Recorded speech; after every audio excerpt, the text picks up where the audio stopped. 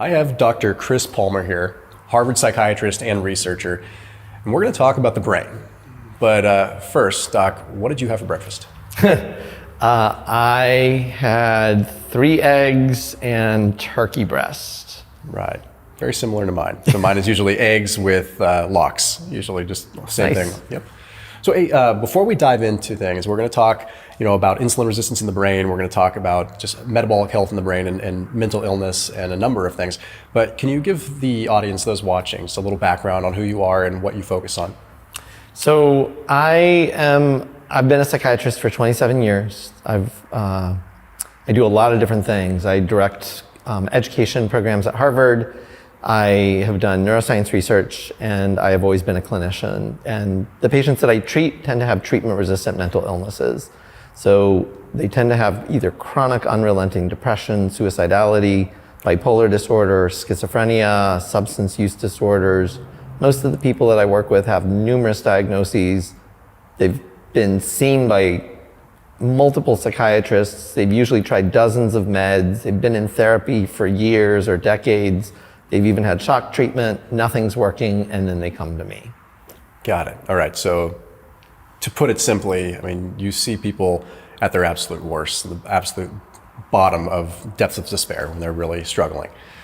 I see the people that other mental health professionals have given up on. That's powerful in and of itself. Now, how did you stumble across sort of the idea of metabolic health and mental illness in the first place? I want to mention I popped a 30% off discount link down below for Thrive Market. Now, Thrive Market is an online grocery store, but it's not like a regular grocery store. It's set up by different diet categories. Okay, so you've got keto, you've got vegan, you've got paleo, you've got different diet categories. So it allows you to get the best quality foods, okay, no preservatives, no garbage. You can stock up your whole house, not just your pantry. They have sustainable meat and seafood options, so you can stock up your fridge. They're working on really cool options as well. So you're looking at just everything you can get in a store, essentially, that's gonna be in frozen or in the regular section, delivered to your doorstep. And with this link, you save 30% off your entire first grocery order plus a free $50 gift. So I've also created my fasting bundle, which is things that I recommend people get for breaking their fast and also for sustaining their eating period with the right kind of foods. So that link is in the top line of the description right below this video. I definitely recommend you check them out. They are a sponsor on this channel, but they have been for like 5 or 6 years now.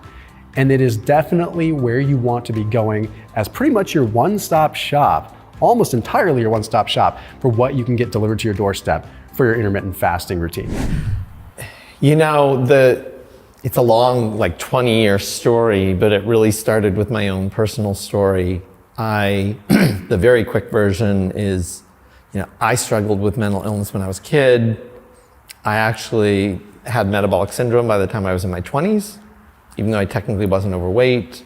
I found my way to at that point in time, it was called the Atkins diet. Found my way to the Atkins diet. Got rid of my metabolic syndrome within 3 months. But the thing I noticed was dramatic improvement in my mood, energy, concentration, sleep.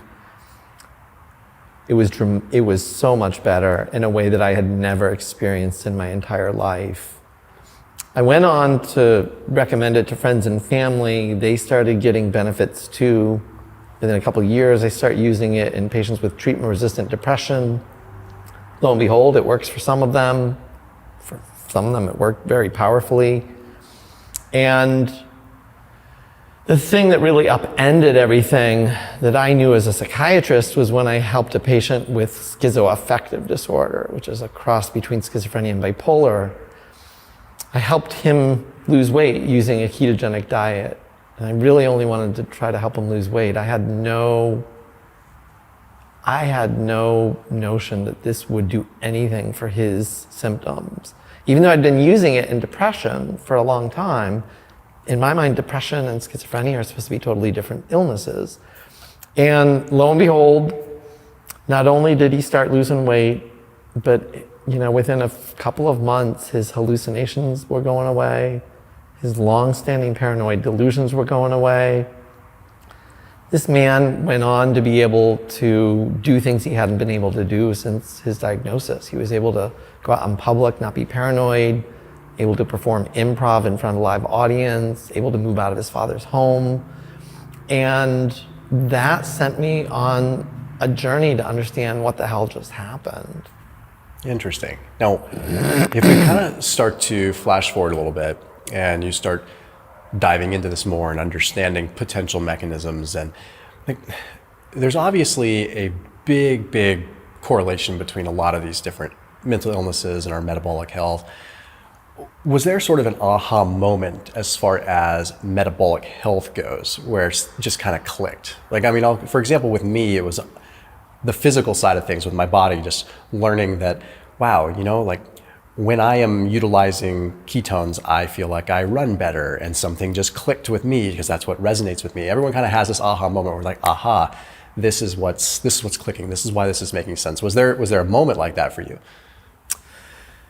The moment really was as a scientist, because I had experienced it personally, so I kind of knew it worked, but I had no idea why. And I was seeing it work in depressed patients, but that was just kind of like so-so. When I saw it work for schizophrenia, that's when I went on a deep dive into the science to try to understand what on earth happened. The first aha moment that I hadn't even really understood at that point was that the ketogenic diet stops seizures, even when medications don't. And we use epilepsy treatments in psychiatry all the time. And so this is a 100-year-old evidence-based treatment for epilepsy. And like hardcore academic neurologists use it to stop seizures in the worst of the worst patients that aren't responding. So that was the first aha moment. And then that led me to all of this neuroscience literature, helping me understand what is the ketogenic diet doing to the brain to stop seizures. And turns out all of that is highly relevant to people with serious mental illness. The next aha moment was when I could finally start to connect the dots. Because I'm like, but wait, keto's a weight loss diet. But wait, keto's like being used for type 2 diabetes. What the hell do those things have to do with mental illness? The more I dove into the science of, well, what exactly is type 2 diabetes? Like, what causes it at the cellular level? What causes obesity at the cellular level? Like, how are those things connected? And how are those two things connected with mental illness?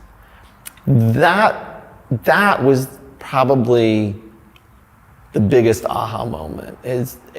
All of that led me to these tiny things in our cells called mitochondria. That helped me understand metabolism and metabolic disorders, but it also, for the first time in my career, helped me understand mental disorders. And I could start to connect the dots. So is it almost just a level of understanding proper substrate utilization just across the board, and just understanding sort of, hey, like what's happening here in the body is also happening here in the brain, and we just have this almost natural thoughts as humans to separate the two, when in reality there's very similar things going on cellularly here and here as far as glucose metabolism is concerned, fat metabolism is concerned. So was that sort of the common denominator, just understanding, hey, wait a minute, like if we can help the brain utilize fuel properly, or was it more so the inflammatory side? Things like what was sort of the common denominator there? That's the thing. So the common denominator actually gets really complicated. So the common denominator is mitochondria. But when you do a deep dive into the science of mitochondria, this field has exploded over the last 20 years. So most people know mitochondria as the powerhouse of the cell. Mm-hmm. They take food and oxygen and they turn it into ATP, or power. And they do that, but actually they do way more than that. And that is the cutting edge area of research that helped me connect the dots. It turns out that mitochondria play a direct role in neurotransmitter production and regulation. Like neurotransmitters like dopamine and serotonin. It turns out it plays an important role in inflammation, turning it on and off. They play a role in the regulation of gene expression in the nucleus. They play a role, here's the thing, they play a role in the human stress response. Psychological stress, trauma, adverse childhood events, they play a role in helping the human body orchestrate the stress response to defend itself, to help you fight or flee, to help you cope with adversity.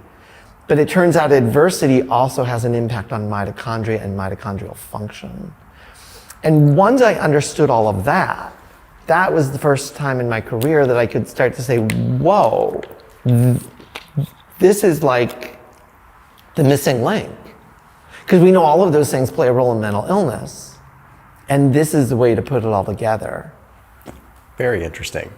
So when you look at someone that's dealing with, for simple terms, let's just talk about depression, so we're not going too wide, because we can do other topics surrounding other mental illness. But when you look at depression, for instance, so is it the additive component of ketones being present, or is it sort of the subtractive component of lowering glucose, or is it sort of GKI, or that glucose ketone index, that matters? And those glucose ketone index is essentially the ratio of glucose to ketones. But is there one, and I don't mean to put you on the spot with this, but is there one, if you had to pick one, that's more important? Is the additive, histone deacetylase inhibition effect, say, of ketones, or is it more so, hey, we just got to get glucose management under control, or is it a little of both?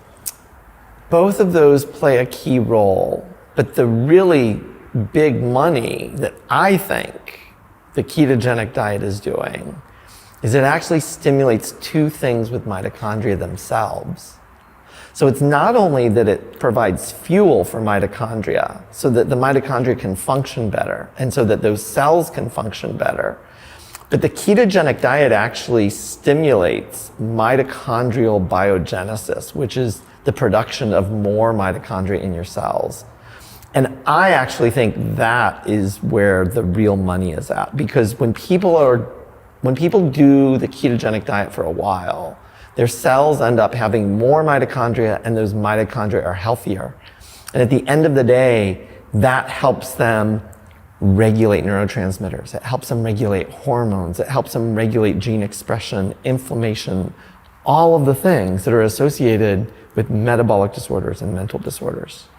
If mitochondrial DNA is damaged and you have mitochondrial biogenesis occurring, could you argue that it can replicate it in a negative fashion? Do you want to kind of have a period of, hey, like ketogenic diet having its positive effect as far as that effect from a DNA level, sort of the gene expression level, and then have that biogenesis? So I guess in other words, does someone really need to do it for a while before they really get these long-term changes?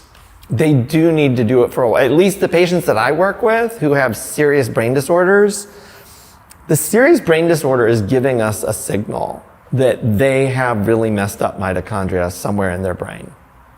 And that is going to take some time to correct. It's not just going to correct itself right away. The beautiful thing about fasting, intermittent fasting, and a fasting mimicking diet, which can be the ketogenic diet, and there are some other versions that go by other names that are also fasting mimicking diets.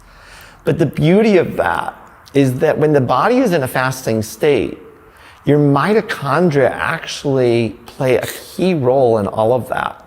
The healthy mitochondria fuse with each other, and they form these tubular networks that help the body cope with the fasting state. Those defective mitochondria that have mitochondrial DNA mutations, they don't, because they're defective, and then they get recycled. That's the beauty of it. The healthy mitochondria stay healthy and protect each other and stay protected. The defective ones go out and get recycled.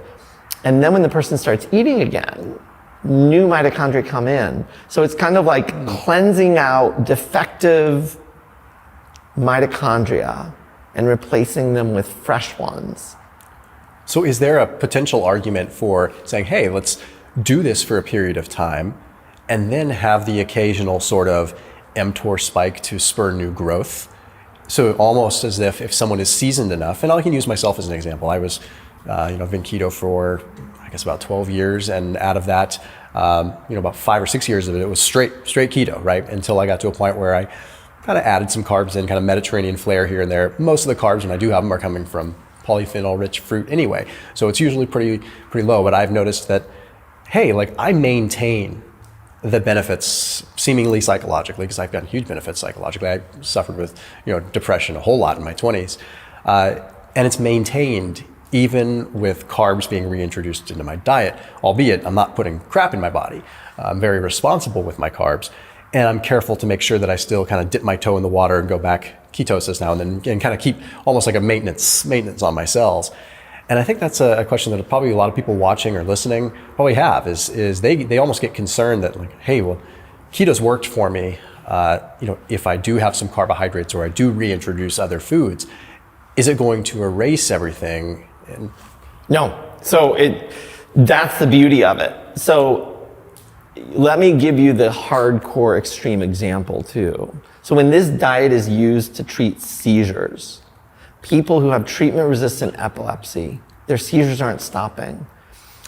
It's not a lifelong diet.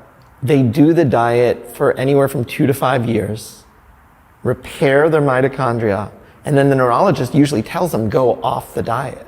And usually most people can maintain those benefits.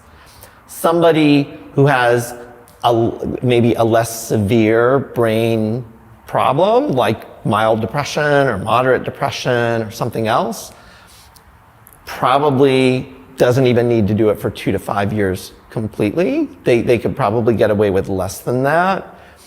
And then do it exactly as you said. Like do it intermittently, spike it with carbohydrates or other types of dietary patterns. If you've got a goal of, I want to build muscle, I need more energy, or I need an insulin spike, or I need something, do that. And then if you notice that, oh, my mood's starting to slip, like I think I've been on this, or I went way off the wagon, like I had those carbs and then I started craving all the junk food. Now I'm off the plan, but I'm okay because I did keto for 2 years, so I'm good. That's actually fine.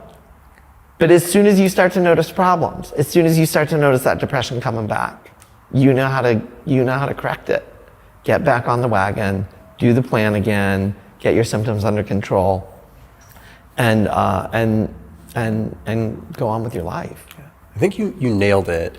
And people, like, they have this problem, like I mentioned before, differentiating between the body and the brain. And obviously two very different things, but at the same time, as far as the mitochondria is concerned, very, very similar. And I noticed, for example, years of doing a strict ketogenic diet as an endurance and as a strength athlete that does both, with or without carbs, the amount of mitochondrial density that I have developed as a result of being so strict keto and being in this fat adapted state while also concurrently doing endurance work, while also strength training. When I do go back on carbs responsibly, my body knows how to utilize them significantly better because I have, for lack of a better term, more powerhouses. And I think that's where, if people can take that analogy and my example, so to speak, and apply it to the brain, people think, okay, well, if I come off of ketosis, if I come off of a ketogenic diet, my brain no longer has the ketones to run on as fuel. And I usually caution them, like, that's not necessarily what's happening. It's not. The increase in the brain energy isn't just a sole result of the presence of ketones, because you could remove those ketones and still have tremendous improvements in how your brain is literally utilizing energy. But a lot of times it takes explaining the body to have that click in the brain, because we just, again, as lay people, it's like we just have this like compartmentalization, and we think everything that happens in the brain is a bunch of electricity and a bunch of different stuff, and that's all. And then the body is a bunch of cells and a bunch of biology, and that's it. Yeah, no, I think that's absolutely right. That insulin resistance, in my mind, is a sign that a cell is metabolically compromised. If you do a ketogenic diet and other things, so it's not just the diet while you're drinking a lot of alcohol and not sleeping and not exercising and smoking cigarettes, like that's not going to cut it.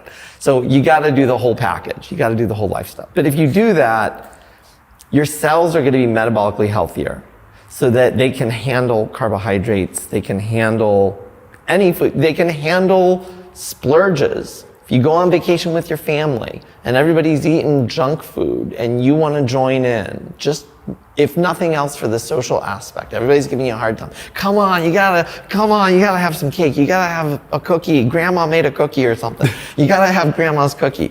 Okay, go ahead and have grandma's cookie. If it's gonna make grandma like really happy, go ahead and have her cookie. Your body can handle it. Again, and then if that makes you go off the wagon and now you're eating cookies every day for the next few months, you're gonna notice, okay, my energy is declining, my mood is getting worse, the brain fog's coming back, I'm not as sharp and focused at work. Okay, I need to like get back on the plan.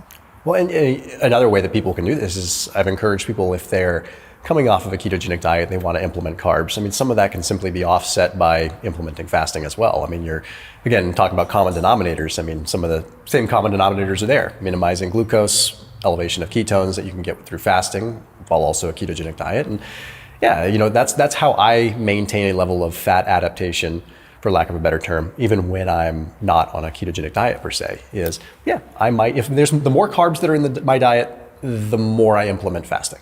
And that's sort of carbs are sort of my barometer for how much I should fast to try to offset that. And when you're doing it for a long period of time, it's kind of funny, you can't really put your finger on it, but it's almost like you have just this inherent sense of how much is too much and how much is not enough. It's like, I know, we were talking before the cameras were rolling, like if I have more than 200 grams of carbs, even if I am squatting 300 pounds for 30 reps for 50 sets, it's like, it's just that number just is too much for me, right? And that's where I think more work needs to be done in terms of people understanding, like, yeah, we probably have predispositions to, you know, at a genetic level of, are you a better carb oxidizer? Are you a better fat oxidizer? I have an interesting question for you that you may or may not know the answer to, and it's something I talked to Dom D'Agostino about. I know you're not an epigeneticist, but this is, you know, I did a lot of endurance work when I was a young kid. I ran my first marathon when I was 11, and prior to that, I was running a bunch of half marathons. I did a lot of endurance work as a young kid. And I wonder if at an epigenetic level, if it sort of pre-programmed me to be very good at fat utilization. And hence why when the ketogenic diet came to me, it just clicked, like it was just tremendous. And this may or may not apply to people, but I do talk to a lot of people that are endurance athletes that just naturally, the keto diet just works for them. I don't know if you have any background there or any curiosity there, but it's just something I've always wondered. I mean, obviously I'm speculating, but I would actually speculate going even further back. That you may have been born with epigenetic or genetic predisposition to having trouble using carbs as a fuel source. Wow. When you started doing long endurance, you got a high from it. Self-select. Not everybody gets a high from it, but you got a high and you probably felt like, I feel great. This is something I want to do. I almost crave it. I want to go farther. And when you're going farther, clearly when you're running a marathon, you're definitely putting yourself into ketosis. And you're definitely burning fat as a fuel source. There's no way around it. You're also stimulating mitochondrial health at the same time. So when you were younger, you may have noticed that just running long distances improved your health, and that's why you gravitated toward it, that's why you liked it, that's why you thrived doing it. And then if that went away for a period of time, I'm not surprised to hear that you started noticing depression and other things. And then when you found that again through a ketogenic diet and exercise, it's like I'm whole again, like I'm firing on all cylinders, I feel great. I can't imagine being any other way. Like why would I go through life less than? That makes perfect sense. I haven't thought of that. Yeah, in a way it's self-select. It's like this just felt good, so I did more of it.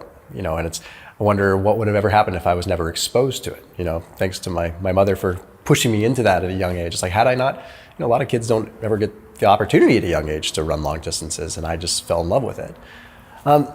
We can go fairly deep into some science if we want to. We have a very intelligent audience that is really into this stuff, and they're pretty keto savvy in a lot of ways. As far as if someone is suffering from depression at a clinical level, like, what have you noticed in the research is potentially happening metabolically? Is it just an inability to utilize glucose properly? Is it an inability to form the proper neurotransmission? What's going on there? So what I'm arguing, right now the field doesn't know. The field just says, oh, there are all these things, inflammation, neurotransmitters, hormonal imbalances, maybe some epigenetic changes. The gut microbiome plays a role. How that all causes depression in the brain, most of the leading scientists will say, no one knows, it's too complicated. What I'm saying is when you understand the science of mitochondria and metabolism, you can actually connect all of those dots.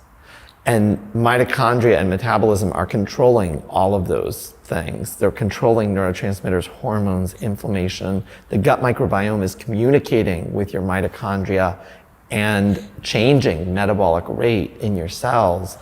And so the simplest way to understand depression is, I have to take a little bit of a step back and say there are two types of depression. There's normal everyday depression that everybody gets for obvious reasons. If you have somebody that you deeply love who dies in a tragic accident, you're going to be depressed. That is not a disorder, it's not pathology, it's not your brain malfunctioning, it's you being human. And we need to distinguish that from a brain disorder. And I think some people get depression and it is a brain disorder, and that means that they are depressed for no good reason. And they can say, like, I don't know why I'm depressed. I've got a good life. I've got a loving partner, spouse, whatever. I've got a good job. I've got kids. I have no idea why I'm so depressed. I don't know what's wrong with me. Those people, I would argue, have a brain disorder. And what I'm arguing is that that brain disorder is due to metabolic dysfunction somewhere in their brain. And if we can restore the metabolic health to that area of their brain or the entire brain, their depression will go away. Are you starting to see preliminary evidence of exogenous use of ketone esters or even salts in some ways having an impact as well? Or does it really need to occur at a deeper sort of transcription factor level in terms of doing the diet to really implement the change? Some researchers are studying exogenous ketones for all sorts of conditions. I've used exogenous ketones clinically and have not seen them work in a powerful way. However, they can augment the ketogenic diet. So if somebody's doing a low carb or keto diet, or if somebody falls off the wagon and needs like a rescue, they can play a role. But for the most part, I think the diet is doing a lot of things that exogenous ketones aren't going to do. The diet is changing your gut microbiome. It's reducing your insulin and glucose levels, so improving your insulin signaling in your brain. It's decreasing inflammation. It's doing all sorts of things. Whereas if you're eating donuts and cookies and chips and then just drinking some ketones, you're still going to have insulin resistance. You're still going to have a messed up gut microbiome. You're still going to have high levels of inflammation. You're going to have all of those things from the crappy food that you're eating. And arguably going to make it worse, because then you're getting into a category of overnutrition where you're having hyper amounts of two things that are in excess at that point. The ketones are just extra calories at that point. And I don't think there's a large enough cohort to really study people that have, long-term ketogenic dieters that then go back onto carbohydrates and simultaneously use ketone esters. That might be a subcategory of people there. Yeah, you might get an additional energetic effect. Whether it's a healing effect or not, that remains to be seen. But if you're already fat adapted, then maybe you're someone that in tandem for exercise or for performance can get a benefit out of the dual usage of, because that's a non-existing natural physiological state to have insulin as well as ketones present. Like usually those two things aren't happening in tandem. So when it does in the state of an athlete, and again, I talk a lot to athletes and from a performance side of things with the use of exogenous ketones. So I was curious if there was much in the brain, because I candidly, unless I am in a fat adapted state at a specific time, taking exogenous ketones doesn't give me a huge boost in brain function. But I do notice a decent improvement in body function and how I can perform and whatnot. And you might be a good person to ask this question because this is something that I've always wondered. As far as brain energy, which happens to also be the name of your book, because that was not on purpose, but also on purpose. So when you go into a ketogenic state, obviously your glucose isn't going to zero. Obviously the brain is a glucose hog and uses a lot of glucose. Is the peripheral insulin resistance that's happening throughout our body, is that partially responsible for the increase in like network stability and brain activity that we get because we're allocating more glucose to the brain? Are we oxidizing more glucose in the brain?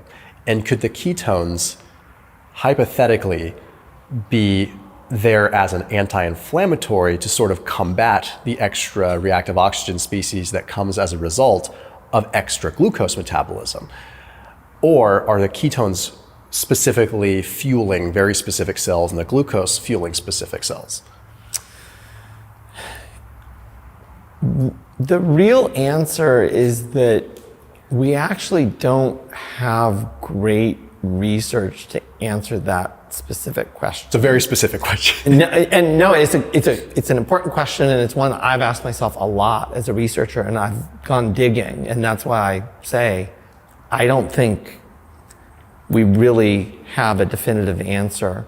The answers that I've been able to come up with are that some cells in the brain, it's not even exactly clear which ones, but some cells in the brain or some areas of the brain appear to require glucose and cannot use ketones effectively. So that appears to be true.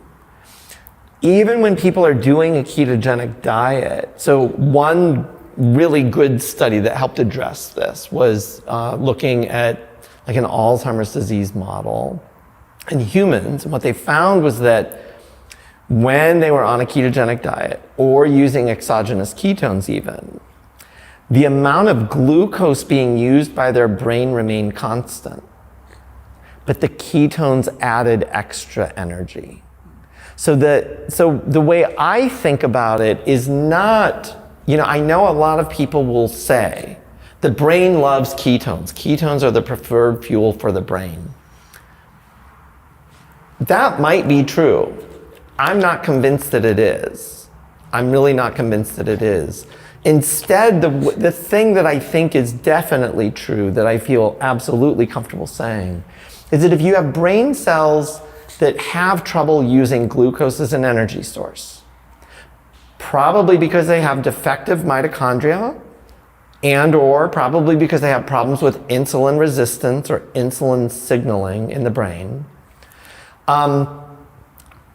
the end result of either of those is that that brain cell is not fully fueled.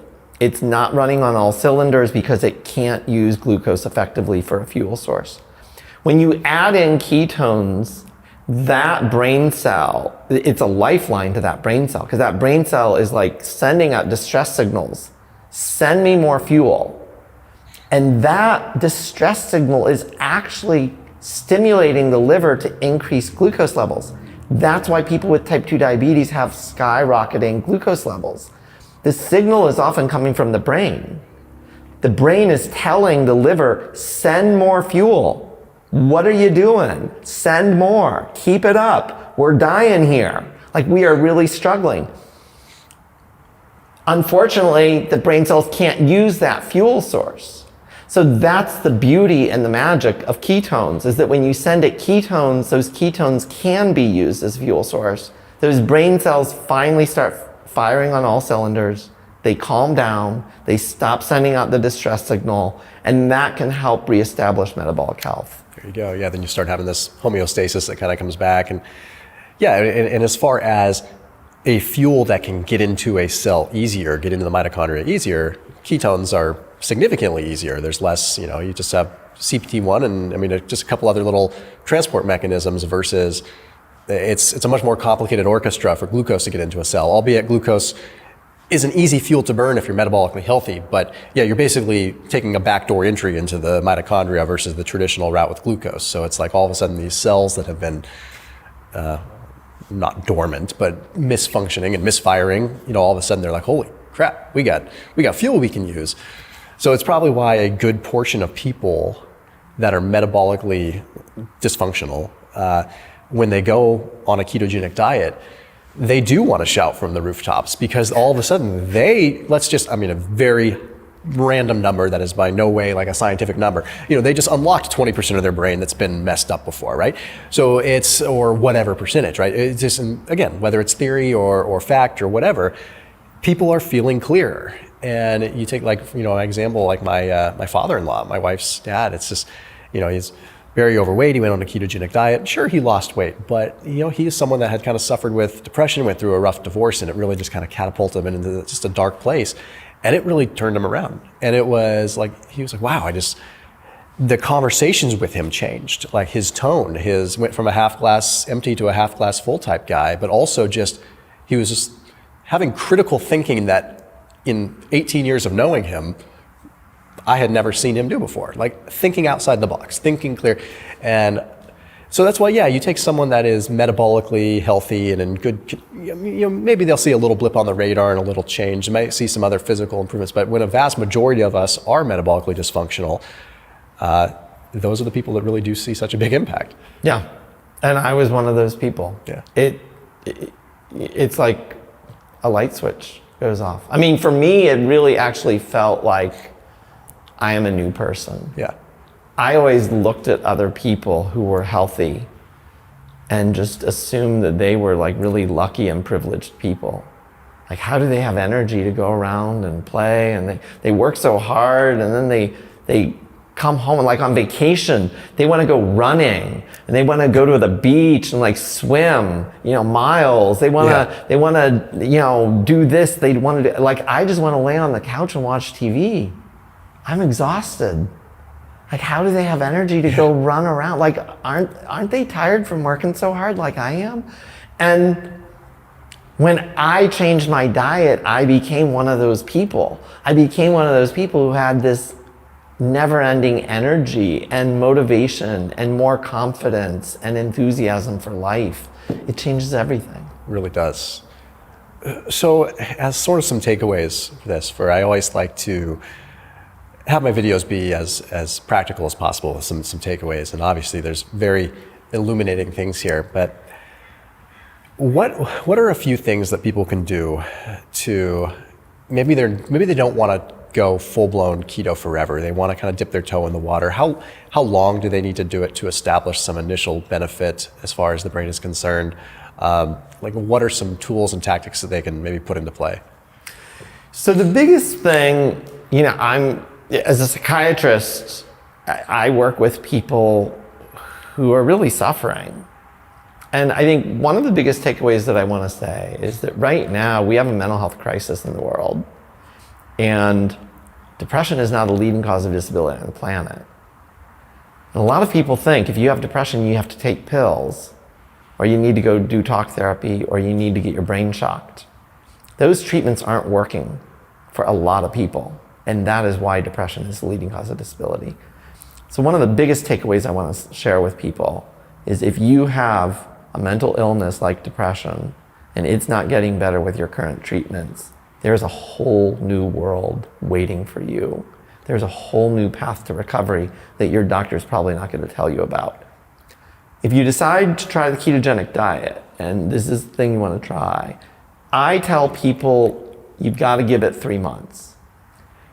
Why 3 months? Number one, for some people, it can take that long to really work.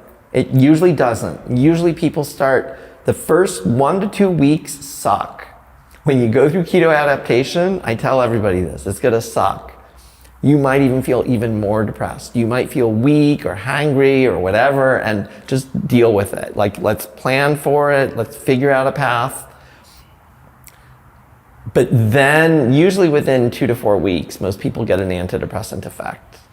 A lot of people who are keto adapted, I can get it now within 2 or 3 days. Yeah. But if you're really metabolically sick, meaning overweight and depressed, and sleep is off and everything else, it's not going to happen in 2 days for those people. So I tell them 3 months.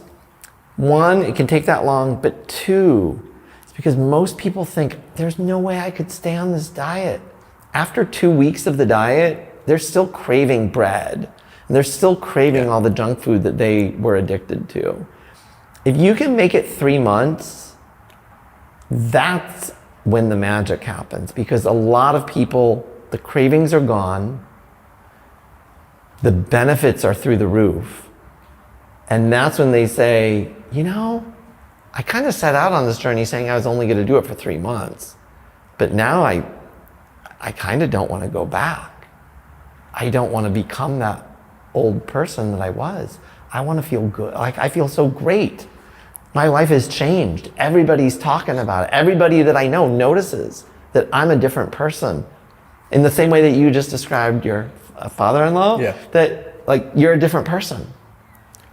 You're witty, you're thinking, you're critical, you're like a critical thinker, like you're sharp, you're positive. Why would you want to go back to that other person? And if you can do it for 3 months, that's like the turning point for a lot of people where they're like, I think I can just keep doing this. And that's mental, and it's partially, that's kind of the number that I've, based upon the research, sort of looked at the mitochondrial machinery sort of shift. Happens to be, if you had to put your finger on it, I'd probably say like 90 to 120 days. It's when that fat adaptation really kind of kicks in, and that's, you know, those transcription factors that start changing how the cell craves fuel, so to speak. So that makes perfect sense, where it's right in line with sort of the emotional changes as well. Well, we're going to film some other videos together, but in the interim, where can everyone find you? Easiest place is website brainenergy.com. So you can follow me on social media there. You can actually take a free assessment to assess your metabolic and mental health. It's not going to tell you how to treat it, but it's going to tell you where you've got maybe some problems, and it'll give you a lot of ideas of what to do. Perfect. Cool. Well, as always, keep it locked in. We'll see you tomorrow.